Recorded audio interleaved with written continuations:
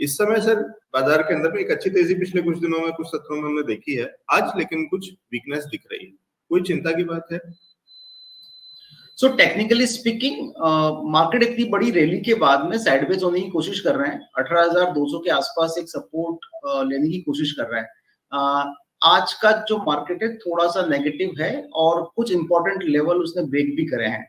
तो स्पॉट में जब तक 18,250 के लेवल को हम क्रॉस नहीं करते हैं तब तक मेरे लिए नेक्स्ट 1 या 2 दिन के अंदर कोई तेजी का ट्रेड नहीं बनता है, पर्टिकुलरली निफ्टी के अंदर। तो मैं वेट करूंगा कि 18,250 का लेवल अगर निफ्टी में ब्रेक करता है तो मेरा टोन वापस से बुलिश होगा, अदरवाइज मेरे लिए सेल ऑन राइज मार्केट है फॉर नेक्स्ट 2 और 3 डेज।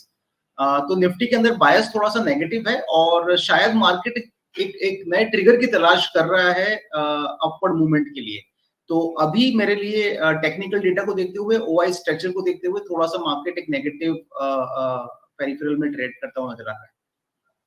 ठीक है, और इसके अंदर में तो फिर अगर ट्रेडिंग के हिसाब से समझे तो शॉर्टिंग अपॉर्चुनिटी बनती है। सी मार्केट में एक्चुअली 130-140 पॉइंट के का गैप डाउन होने के बाद में कोई बहुत ज्यादा जूस ट्रेडिंग के लिए भी बचा नहीं है। अगर आप देखेंगे तो 9:30 के बाद में मोरलेस हमने 20 से 25 पॉइंट के आसपास की रेंज के अंदर ट्रेड करा है। तो with in the short range एक वॉलेटिलिटी थोड़ी सी इंक्रीज हो रही है और वो विक्स में भी दिख रहा है। लेकिन कोई बहुत बड़ा रिस्क रिवॉर्ड मुझे इस आफ्टर गैप डाउन मुझे नजर आता नहीं है। तो मुझे लगता है कि इंपॉर्टेंट लेवल का वेट करना चाहिए। अगर 18,100 ब्रेक करता है निफ्टी स्पॉट के ऊपर तो शायद हम वापस 17,900 की तरफ बढ़ रहे हैं, और अगर 18,250 ब्रेक करता है निफ्टी स्पॉट लेवल के ऊपर तो हम वहां से 100-150 पॉइंट की तेजी देख सकते हैं। तो मार्केट अभी फंसा हुआ है, इसके अंदर आप किसी भी तरह का होप ट्रेड करने की कोशिश नहीं करें। Having said that, bank Nifty का स्ट्रक्चर अभी भी आज की गिरावट के बाद भी स्ट्रॉन्ग बना हुआ है, और जब तक बैंक निफ्टी 42,200 को होल्ड किया हुआ है मुझे लगता है कि वहां पे तेजी के चांसेस ज्यादा हैं।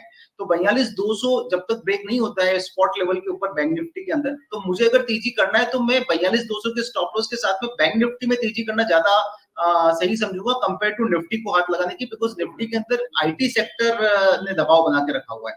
तो बैंक निफ्टी मेरे लिए एक बाइंग ट्रेड बनकर आ सकता है।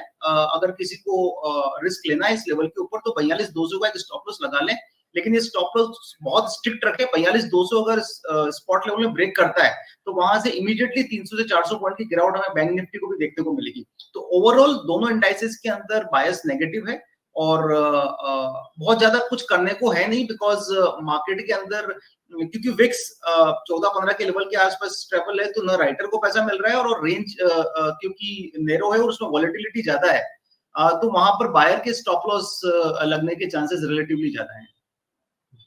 ठीक है, तो थोड़ा ये चैलेंजिंग ट्रेड है, चैलेंजिंग डे है कह लीजिए, सेशन है, और उसके बहुत सारे और भी रीजन है ग्लोबल के अलावा।